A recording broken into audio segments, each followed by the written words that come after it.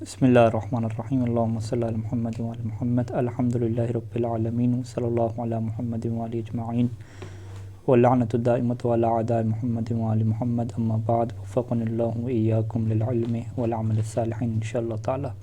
کتاب کا نام ہے مرآۃ الرشاد، اور جو اس کا پورا نام لکھا ہوا ہے کہ مرآۃ الرشاد فی الوصیۃ الی الاحبۃ والذریۃ والاولاد۔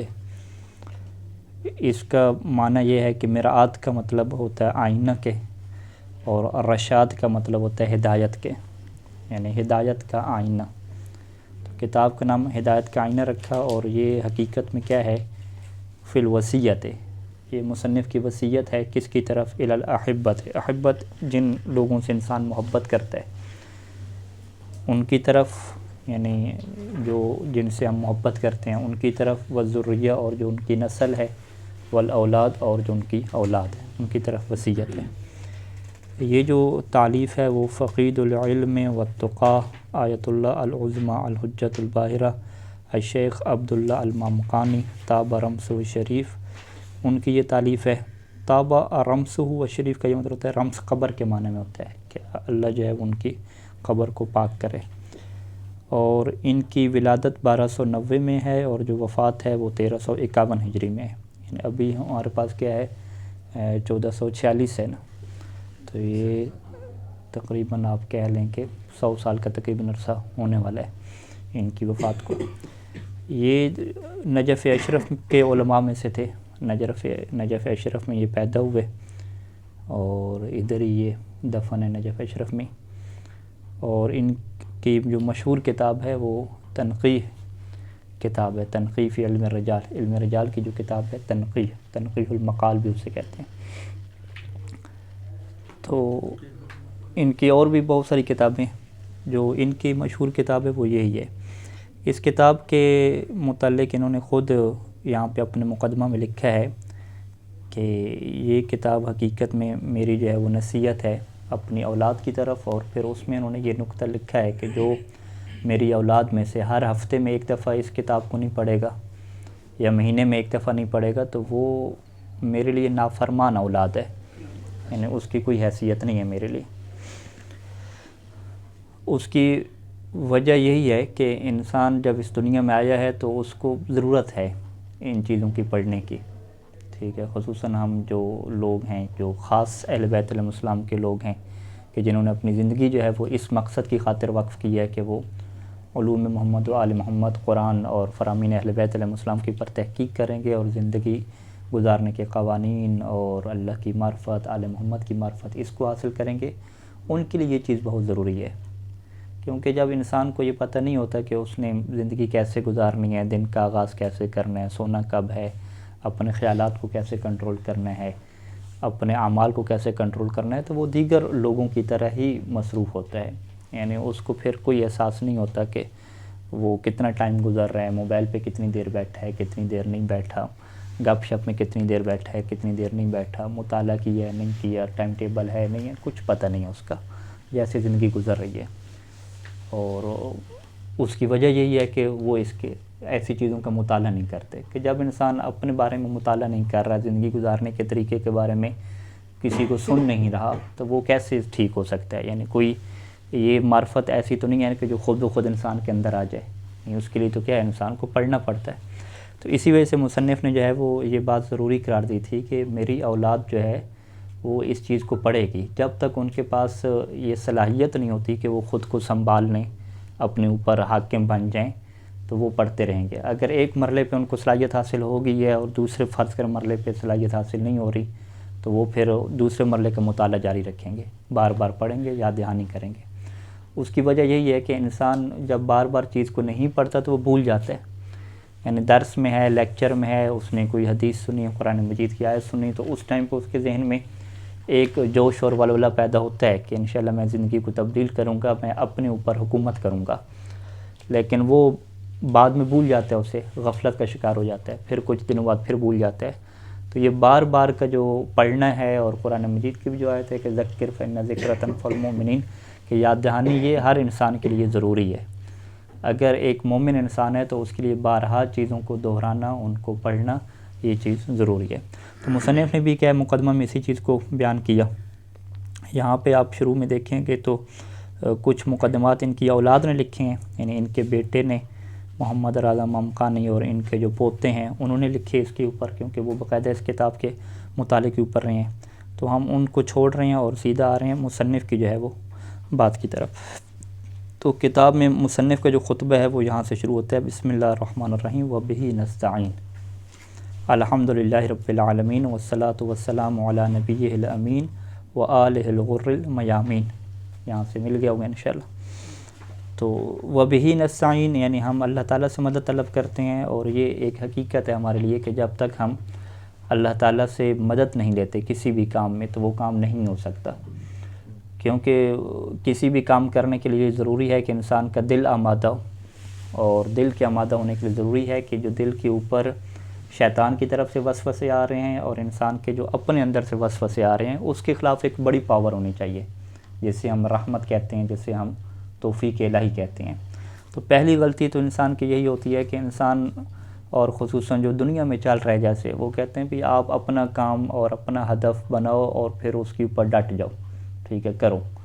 اس میں یہ چیز نہیں سکھائی جاتی کہ جو بھی آپ ہدف بنائیں گے اس میں جب تک اللہ کی رحمت نہیں ہوگی، جب تک اللہ کی طرف سے توفیق حال شامل نہیں ہوگی آپ نہیں کر سکتے، یہ چیز نہیں بیان کی جاتی۔ تو اس کا نتیجہ کیا ہوتا ہے کہ انسان بڑے بڑے ہدف طے کرتا ہے، بڑا بلند سوچتا ہے، جو سوچنا بھی چاہیے، کیونکہ انسان جب بڑا سوچتا نہیں ہے تو بڑا کر بھی نہیں سکتا۔ اس نے بہت بڑا سوچ لیا، بڑا ہدف بنا لیا، لیکن جب عمل کی باری آتی ہے ایک دن دو دن بعد ٹائم ٹیبل ختم، ٹھیک ہے، اسے پتہ ہی نہیں چلتا کہ کیسے اس نے بڑی بڑی چیزیں سوچی تھیں اور وہ ختم ہو گئی۔ اس کی وجہ یہ ہے کہ اس نے اللہ سے مدد نہیں لی، اللہ سے اس نے دعا نہیں کی، اللہ سے اس نے توفیق نہیں مانگی، اس نے خود کے اوپر ڈیپینڈ کیا کہ میں خود کر لوں گا۔ جب یہ مرحلہ آ جاتا ہے نا کہ انسان یہ سوچنے لگتا ہے کہ میں خود کر لوں گا، مجھے اللہ کی مدد کی ضرورت نہیں ہے، تو یہ وہ مرحلہ ہوتا ہے کہ جو شیطان کے لیے اور نفس امارہ کے لیے بڑا اس کے لیے آسان ہوتا ہے۔ اس کے دل میں ایسے ایسے خیال ڈالے جاتے ہیں تو وہ فوراً چینج ہو جاتا ہے۔ تو یہ ہمیں یاد رکھنا چاہیے کہ شیطان کے پاس جو ہے وہ بہت بڑا تجربہ ہے، کروڑوں سالوں کا تجربہ ہے، ٹھیک ہے، انسان کو بہکانے کا، اور اس کو اللہ نے یہ طاقت بھی دے رکھی ہے کہ وہ یوسوس فی صدور الناس، وہ ہمارے دلوں میں خیالات بھی ڈالتا ہے۔ تو آپ یہ کہتے نہیں ہیں کہ بھئی برے جو دوست ہوتے ہیں ان کے ساتھ ہی نہ بیٹھو، کیونکہ برے دوست خراب کر دیتے ہیں، وہ خیال ڈالتے رہتے ہیں کہ ہاں جی بھئی سگریٹ پیتے ہیں آج، ٹھیک ہے، فلاں فلم دیکھتے ہیں، وہ اس کے ذہن میں خیال ڈالتے رہتے ہیں۔ تو چلیں برے دوستوں سے تو بچ گئے، وہ بچنا چاہیے، حکم ہے۔ برے دوستوں سے بچنے کے بعد جو ایک دشمن، بڑا دشمن ہے جو ہمارے اپنے اندر ہے، جو نفس امارہ ہے اور شیطان، اس سے تو نہیں بچ سکتے نا، ٹھیک ہے، وہ تو اللہ نے رکھ دی ہے۔ وہ نفس امارہ قرآن مجید کی واضح آیت ہے کہ وہ بھی اندر سے برائی کا حکم دیتا رہے گا، اور شیطان بھی کیا ہے وسوسے ڈالتا رہے گا۔ تو ان دونوں سے بچنے کا کیا طریقہ ہے؟ ان دونوں سے بچنے کے لیے اللہ سے جڑنا پڑتا ہے، اللہ سے مدد مانگنی پڑتی ہے، دعا مانگنی پڑتی ہے کہ اللہ تو میرے اوپر رحمت کر، مجھے بچا، تب انسان بچ سکتا ہے، وگرنہ انسان نہیں بچ سکتا۔ اور حضرت یوسف علیہ السلام جو نبی ہیں وہ بھی جب گناہ سے بچے ہیں تو قرآن مجید میں ان کا بیان موجود ہے۔ وہ بیان کیا ہے کہ اگر رحمت الہی نہ ہوتی تو میں بھی اس سے نہ بچ سکتا، ٹھیک ہے۔ اس کی وجہ کیا ہے کہ ہر کوئی ہم میں سے محتاج اللہ کی رحمت کا۔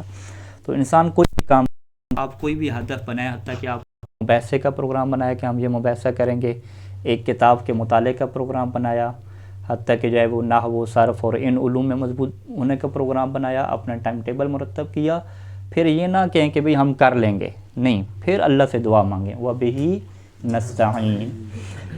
وَبِهِ نَسْتَعِينُ یہ ہمارے علماء کا شیورہ ہے، اہل بیت علیہ السلام کی یہ تعلیم ہے کہ انسان ہر موڑ پہ، ہر لمحے پہ اللہ سے جڑتا رہے، اللہ سے مانگتا رہے، تب جا کے وہ آگے کچھ کر پاتا ہے۔ وگرنہ جب انسان اللہ سے نہیں جڑتا اور اللہ سے نہیں مانگتا، دعا کرنا چھوڑ دیتا ہے، تو وہ پھر رہ جاتا ہے بیچارہ۔ اس کے بعد الحمدللہ رب العالمین، اللہ کی حمد ہو گئی، والصلاۃ والسلام علی نبی الامین، درود و سلام ہو گیا اللہ کے نبی پہ جو امین ہیں، امین وحی کہتے ہیں نا، ان کی بروحی ہے تو امین ہے۔ اور آل پہ کیا ہے؟ درود و سلام ہے، اور آل کے ایک لقب استعمال کیا، الغر المیامین، ٹھیک ہے۔ غر المیامین کی بڑی بحث ہوتی ہے کہ کیا مطلب ہے۔ غر جو ہے وہ اغر کی جمع ہے، اور اس کا مطلب کیا ہوتا ہے؟ سردار، سید و سردار، ٹھیک ہے۔ المیامین کا مطلب ہوتا ہے بابرکت، میمون کی کیا جمع ہے؟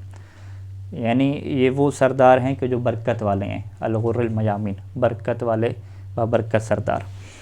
اچھا وبعد، اور لفظ لکھا ہوا ہے، ہاں یہاں پر 12 لکھا ہوا ہے آپ کے پاس، جی۔ آپ کی کتاب و نسخے میں کیا ہے؟ غر المیامین ہے؟ ہاں آپ کے پاس الغر یہاں پر 12 دیکھیں آپ نے پچھلا مقدمہ کھولا ہوا ہوگا بیٹے کا، مصنف کا کھول ہی نہیں ہوگا، دیکھیں وہ بھی نستعین ہے ہی نہیں، یہ مقدمہ تو تبت ثانی ہے، یعنی آپ پیچھے بیٹھے ہیں، اسی لیے ہم نے کہا ہے کہ آپ وہ جو ان کے بیٹوں نے مقدمات لکھے ہیں ان کو چھوڑیں اور آگے نکلیں۔ یہ یہاں پہ یہ اس صفحے پہ، ٹھیک ہے۔ اچھا فیقول العبد الضعیف الفانی، عبد بندہ ضعیف کمزور اور فانی کیا ہے؟ فنا ہونے والا، وہ بندہ کہتا ہے، کون بندہ ہے؟ عبداللہ الشریف، ان کا نام کیا ہے؟ عبداللہ، ٹھیک ہے، عبداللہ الشریف المامقانی۔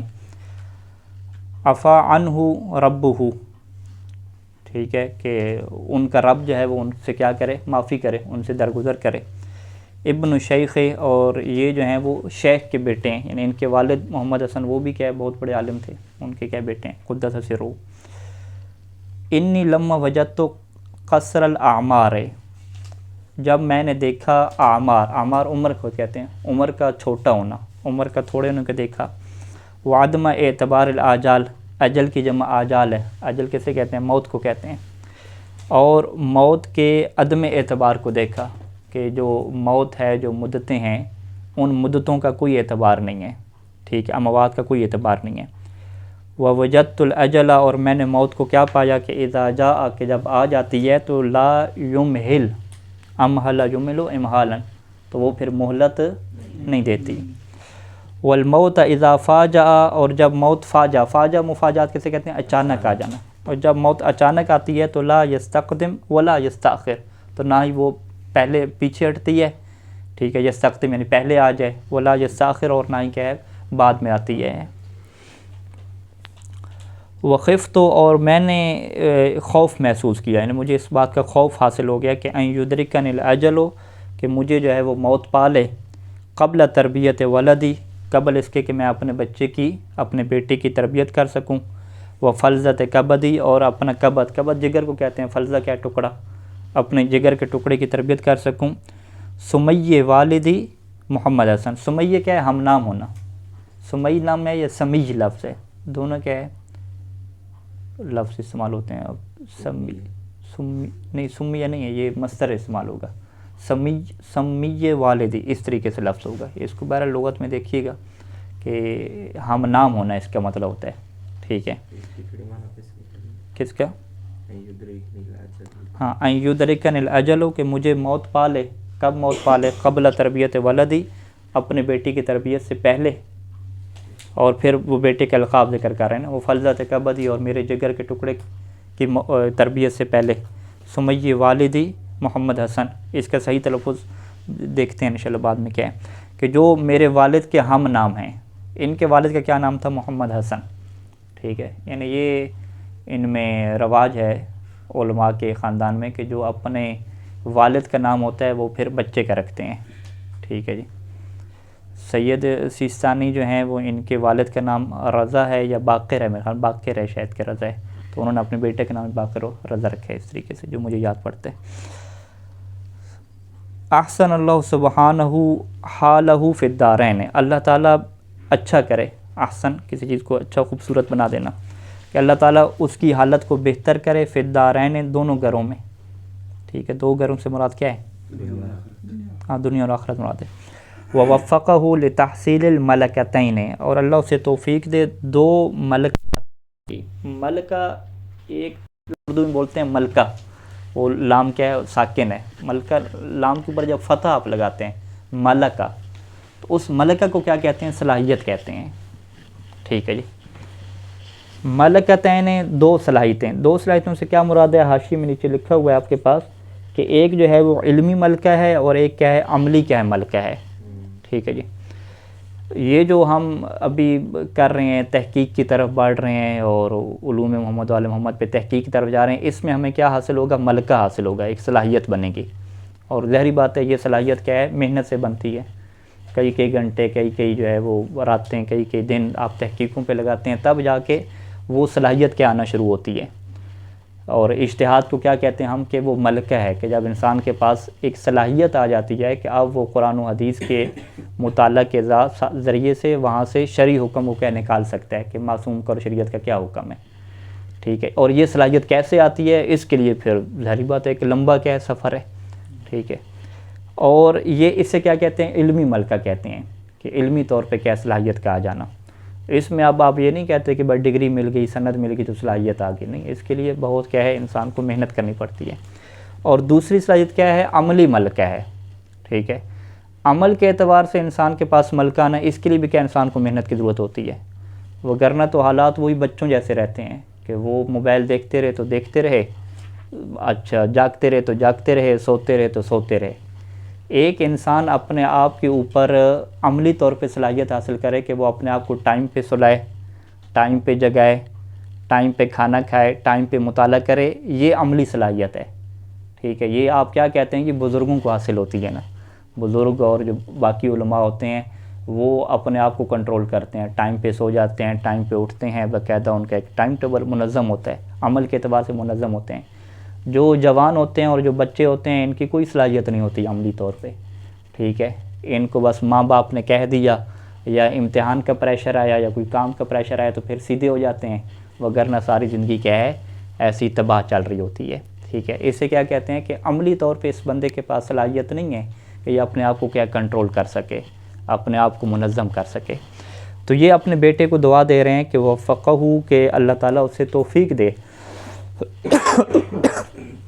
کہ وہ دونوں صلاحیتیں حاصل کر لے, اور جوانی میں یہ دونوں صلاحیتیں حاصل ہو جائیں تو پھر ایسے جو جوان ہیں پھر مستقبل میں بہت بڑے کیا ہیں علماء بنتے ہیں.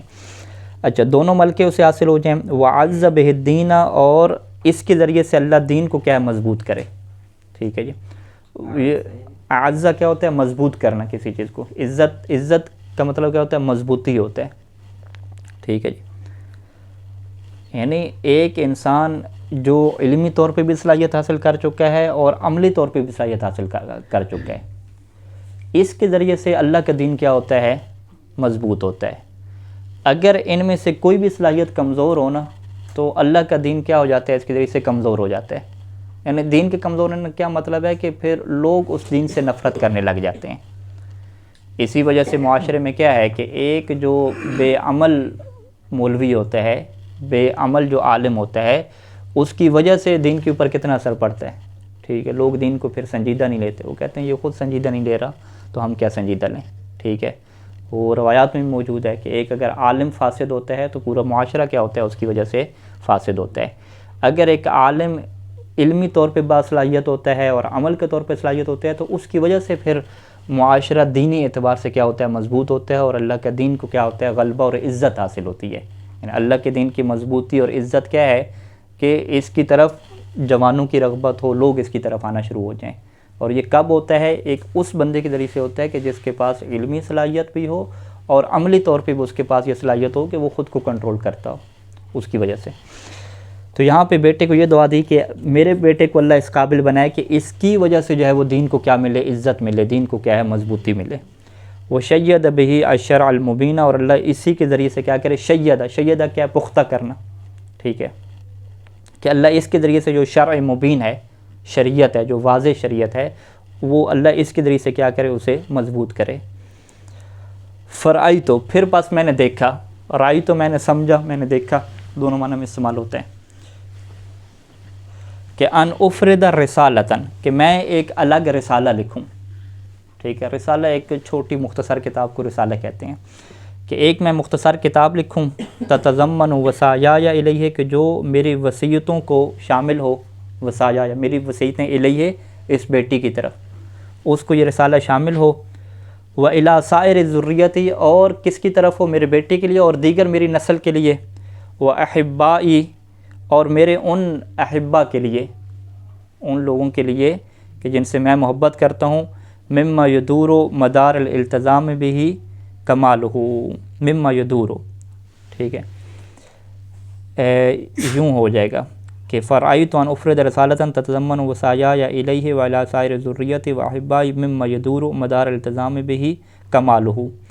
مما یعنی وہ وصیتیں, یہ وصیتوں کے متعلق ہے کہ یدور مدار الالتزام بہ کمالہ، ٹھیک ہے، کہ دار و مدار ہو، دار و مدار یعنی کسی چیز کا موقوف ہو جانا، الالتزام بہ یعنی اس کے اوپر التزام کرنا، پابندی کرنا، ٹھیک ہے جی، اس وصیت کے اوپر پابندی کرنے کے اوپر دار و مدار ہو کس چیز کا؟ کمال ہو، اس کے کمال کا، ٹھیک ہے۔ ہم میں سے ہر کوئی ناقص ہے، علم کے اعتبار سے ناقص ہے، اپنے اوپر کنٹرول کرنے کے اعتبار سے، وہ جو دونوں صلاحیتیں ہیں اس اعتبار سے ناقص ہے، تو میں نے ایسی وصیتیں جمع کی ہیں کہ الالتزام بہ، کہ جس کے اوپر جب التزام انسان کرے گا، پابندی کرے گا، تو اسی کے اوپر دار و مدار ہے اس کا کمال، یعنی یدور مدار الالتزام بہ کمالہ، کمالہ یدور کیا بن جائے گا؟ فاعل بن جائے گا، کہ اس کا جو کمال ہے اس کا دار و مدار کس کے اوپر ہے؟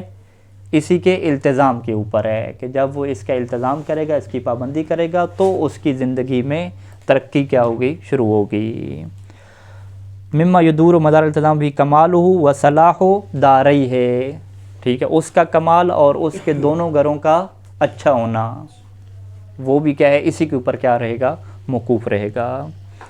اچھا، وَأَرْجُو مِنْ كَافَةِ ذُرِّيَّتِي، اور میں اپنی تمام نسل سے، ٹھیک ہے جی، یہ امید کرتا ہوں، معلوم ینقرض، جب تک وہ ختم نہ ہو جائے، انقرض ینقرض ختم ہو جانا، ٹھیک ہے، جب تک میری نسل ختم نہیں ہو جاتی، چل رہی ہے، تو میری اپنی تمام نسل سے یہ امید ہے، اور اسی طریقے سے وسائر اخوان الدین، اور اسی طریقے سے جو میرے دینی بھائی ہیں، سائر دیگر میرے جو دیگر دینی بھائی ہیں، ان سے میری کیا امید ہے؟ کہ العمل بہا، کہ وہ اس کے اوپر کیا کریں؟ عمل کریں۔ اچھا جی، اس کے بعد ایک اور یہ انہوں نے نقطہ بیان کیا اپنی اولاد کے لیے، کہ وَمَنْ تَرَكَ مِنْ ذُرِّيَّتِي، کہ جو میری ذریت میں سے چھوڑ دے گا، کیا چھوڑ دے گا؟ مراجعۃ ھذہ الرسالہ، اس رسالے کا مراجعہ کرنا، مطالعہ کرنا، اس کتاب کے مطالعے کو جو میری ذریت میں سے چھوڑ دے گا، فی کل اسبوع مرتن، ہر ہفتے میں ایک دفعہ، ٹھیک ہے، او شہر مرتن، یا مہینے میں ایک دفعہ اس کا مطالعہ چھوڑ دے گا، الی ان یسیر جمیع ما فیہا لہو ملکتن فہو عاقن علیہ، الی ان یسیر، یہاں تک کہ ہو جائے، ٹھیک ہے، کیا ہو جائے؟ جمیع ما فیہا، ٹھیک ہے، جو بھی اس رسالہ میں ہے، وہ تمام کی تمام چیزیں کیا ہو جائیں؟ یسیر ملکتن، یوں ہو جائے گا، الی ان یسیر جمیع ما فیہا لہو ملکتن، ٹھیک ہے، یہاں تک کہ جو کچھ بھی اس رسالے میں ہے وہ کیا ہو جائے؟ ملکتن لہو ملکتن، یعنی اس کے لیے کیا بن جائے؟ صلاحیت بن جائے، مہارت بن جائے، یعنی جو کچھ بھی میں نے اس کتاب میں لکھا ہے، جب تک وہ اس کے اوپر صلاحیت پیدا نہیں کر لیتا، اس وقت تک اسے اس بات کی اجازت نہیں ہے کہ وہ ہفتے میں یا کم از کم مہینے میں ایک دفعہ کیا ہے؟ اس کتاب کا مطالعہ کرے، چھوڑ دے مکمل طور پہ، اس کی اجازت نہیں ہے، ٹھیک ہے جی۔ یعنی مطلب کیا ہوا کہ ایک بندے نے فرض کریں اس کا جو پہلا باب ہے وہ اصول خمسہ کا ہے، 5 اصول دین کا، اس کے اوپر کچھ دلائل ذکر کیے ہیں، اگر وہ دلائل کے اوپر مہارت پیدا کر لیتا ہے اور وہ اس کا اوپر ملکہ اور صلاحیت حاصل کر لیتا ہے علمی طور پہ، وہ علمی پہلو ہے، بعد میں عملی پہلو بھی ہیں، تو اس کے بعد کیا چلیں، وہ پھر عقائد والا جو باب ہے نا اسے وہ چھوڑ دے، ٹھیک ہے، لیکن باقی باب کا وہ کیا رکھے؟ مطالعہ جاری رکھے۔ تو جب تک یعنی اسے صلاحیت نہیں ہوتی اور اپنے آپ کو عمل کے اعتبار سے اور علم کے اعتبار سے ماہر نہیں بنا لیتا، تو جتنی بھی میری نسل آ رہی ہے قیامت تک کے لیے، جب تک ختم نہیں جاتی، اگر وہ مہینے میں اور ہفتے میں کم از کم اس کا مراجعہ نہیں کرتے، تو فَهُوَ عَاقٌ عَلَيَّ، تو وہ میرے اوپر کیا ہوگا؟ عاق ہوگا۔ عاق کیسے کہتے ہیں؟ نافرمان، ٹھیک ہے، کہ وہ میرا جو ہے وہ اطاعت گزار بچہ شمار نہیں ہوگا، نافرمان شمار ہوگا۔ وَأَرَاهُ، اور میں اسے کیا سمجھتا ہوں کہ لا یفلح ولا یر الخیر، کہ نہ ہی وہ کامیاب ہوگا اور نہ ہی وہ خیر کو دیکھ سکے گا، ٹھیک ہے جی۔ یعنی یہ بات اہم ہے، ہم سب کے لیے اہم ہے، یعنی ہم جب یہاں پہ مدارس کی زندگی میں آتے ہیں تو نحو و صرف اور دیگر کتابیں تو پڑھتے ہیں، ایک کتاب ہمارے لیے ایسی ہونی چاہیے کہ جو خالص ہم اپنے لیے پڑھیں، ٹھیک ہے۔ یہاں پہ یعنی ایک جو مشکل ہمیں پیش آتی ہے، جو شیطان کا وسوسہ ہے، نفس ہمارا ہے، کہ ہم کوئی بھی کتاب پڑھتے ہیں تو ہم یہ دیکھتے ہیں کہ اس سے لوگوں کو کیا بتائیں گے، ٹھیک ہے، یعنی کتاب ہم اپنے لیے پڑھ ہی نہیں رہے، کوئی بھی کتاب شروع کریں، ہاں بھئی اس میں کون کون سے نکات ہیں، کون کون سی چیزیں ہیں، میں لوگوں کو کیا بتاؤں گا، اس کے اوپر کوئی مشتمل میں ویڈیو بنا سکوں گا نہیں بنا سکوں گا، کوئی پوسٹ بنا سکوں گا نہیں بنا سکوں گا. یعنی سارے کا سارا محور کیا ہوتا ہے، بس لوگوں کو جی کیا ہے ٹھیک کرنا ہے، اپنے لیے کچھ نہیں ہے. جب انسان اپنے لیے کچھ نہیں پڑھتا، اپنی اصلاح کے لیے کچھ نہیں پڑھتا، تو پھر وہ کیا ہے، وہ زندگی میں کامیاب نہیں ہو پاتا. تو ہم سب طلاب کی ضروری ہے کہ اپنی زندگی میں ایک کتاب کم از کم ایسی رکھیں کہ جو خالص ہم اپنے لیے پڑھیں، کہ جس سے ہم اپنے آپ کو سامنے رکھیں کہ میرے اندر کیا کمزوریاں ہیں، میرے اندر کیا نقص ہیں، میرے اندر کیا خامیاں ہیں، وہ کیسے کنٹرول ہوں گی، میرے دل کے اندر کیا خیالات ہیں، نفرت کے خیالات ہیں، بغض کے ہیں، حسد کے ہیں، دنیا کی طرف رغبت کے ہیں، وہ میری کیسے اصلاح ہوگی، میری سوچ کیسے بہتر ہوگی. اس کے لیے انسان کو بہت کچھ پڑھنا پڑتا ہے، اور بغیر پڑھے تو خود بخود تو کوئی چیز نہیں آتی نا ہمارے پاس تو. اچھا، ومن حاصل منہم ملکتاً بعضہا، اور ان میں سے جو بندہ بعض ملکہ صلاحیت حاصل کر لے گا بعض کتاب کا، فعلیہ، پس اس کے اوپر کیا ضروری ہو جائے گا، بے مراجعۃ الباقی، کہ وہ پھر باقی کتاب کا کیا کرے، مراجعہ کرے. الی ان یصیر الجمیع لہ ملکۃ، یہاں تک کہ اس کے لیے پوری کتاب کیا ہو جائے، ملکہ اور صلاحیت کے لیے ہو جائے.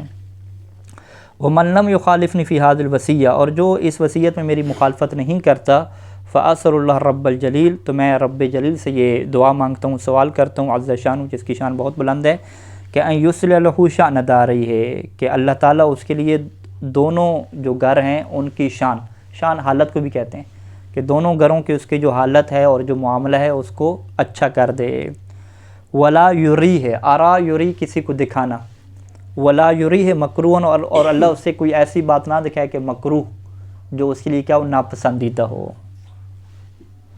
وَيُمُدَّ لَهُ فِي الْعُمْرِ السَّعِيدِ، اور اس کی جو خوشگوار زندگی ہے، سعید بہتر جو زندگی ہے، اس میں کیا کرے، یمدہ پھیلا دے اس کے لیے. وَيُمَتِّعَ لَهُ، اور اسے عطا کرے، متع لہو کسی کو کیا ہے، خوشی عطا کرنا، ٹھیک ہے جی، اور اسے کیا ہے، خوشی عطا کرے، بالعیش الرغید، ایک ایسی عیش، ایک ایسی زندگی کی کہ الرغید جو سعادت والی ہو، خوش بختی والی ہو، خوشگوار، خوشگوار زندگی کیا ہے اسے عطا کرے. وَأَسْرُ الْكَرِيمِ الْوَهَّابِ، وَأَسْرُ اللَّهِ الْكَرِيمِ الْوَهَّابِ، اور میں کریم وہاب، اللہ تعالیٰ کی صفات ہیں، ٹھیک ہے، کرم کرنے والا، وہاب عطا کرنے والا، اس سے میں سوال کرتا ہوں کہ ان ینفعنی، کہ وہ مجھے بھی فائدہ دے، وَإِيَّاهُ، اور اس کو بھی فائدہ دے، میرے بیٹے کو بھی فائدہ دے، بہا، اس کتاب کے ذریعے سے. کب فائدہ دے، یوم الحساب، حساب کے دن. الذی لا ینفع فیہ مال ولا بنون، حساب کا وہ دن ہے کہ جس میں انسان کو کوئی اولاد بھی فائدہ نہیں دے گی اور کوئی مال بھی فائدہ نہیں دے گا.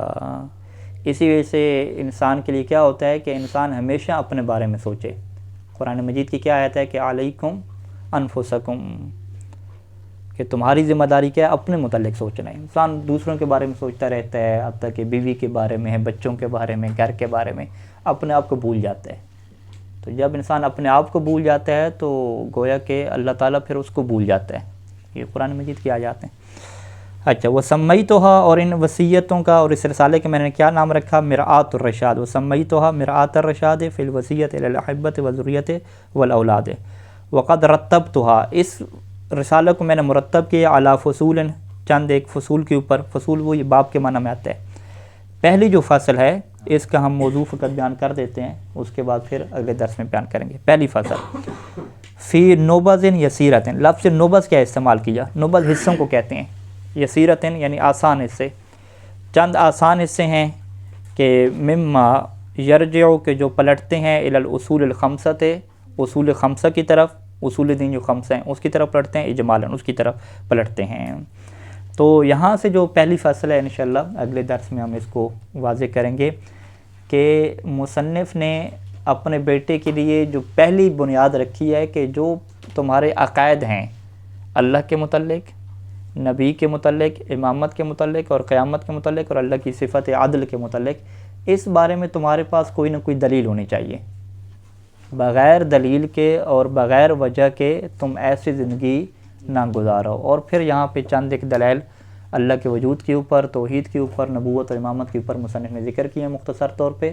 اور وہ دلائل قرآن مجید کی آیات، مولا علیہ السلام کے کلمات اور اہل بیت کے دیگر کلمات کے اوپر مشتمل ہیں کہ انہوں نے کس طرح سے جو ہے وہ دلائل ہمیں سکھائے ہیں.